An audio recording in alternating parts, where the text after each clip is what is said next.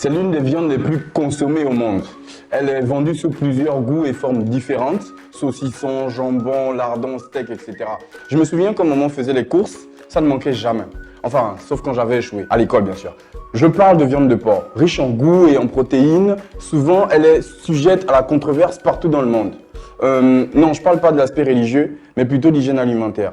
Bienvenue dans Attention, manger. Que feriez-vous si on vous disait de ne plus consommer de la viande de porc? Plus de saucisson, plus de jambon, plus de lardon, plus rien. Perso, je dirais non, grand, arrête ça. Sérieux, on en mange depuis qu'on est petit. Pourtant, la viande de porc est une usine à microbes. Elle abrite plus de 70% de micro-organismes dangereux pour l'homme. Et ça, c'est important à savoir. Le cochon mange toutes sortes de déchets et choses infectées. Je ne vais pas vous faire la liste, il y a peut-être des gens à table. Ensuite, après avoir mangé toutes ces choses, il se retrouve quelques heures plus tard dans des abattoirs, puis quelques temps plus tard dans nos assiettes. Schéma simple. Le cochon a l'un des systèmes digestifs les plus rapides et les plus pauvres du monde animal. Ça lui prend environ 4 heures seulement pour digérer un repas. C'est à peu près le même temps qu'un homme adulte prend pour digérer le sien. Mais la différence est qu'on ne mange pas les mêmes choses, bien entendu.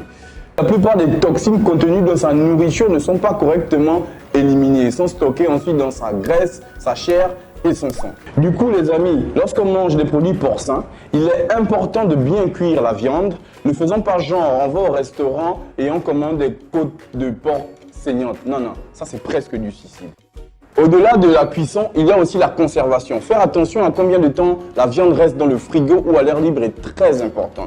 Il faut savoir que les bactéries ne meurent pas avec le froid. Elles rentrent juste dans un état de sommeil profond qui empêche leur multiplication. Et donc, si la température baisse, la multiplication reprend.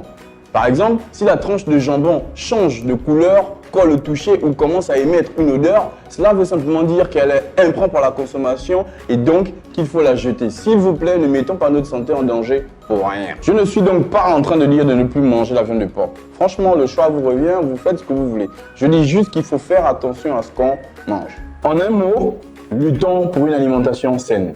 Likez, commentez, partagez et on se dit rendez-vous la semaine prochaine.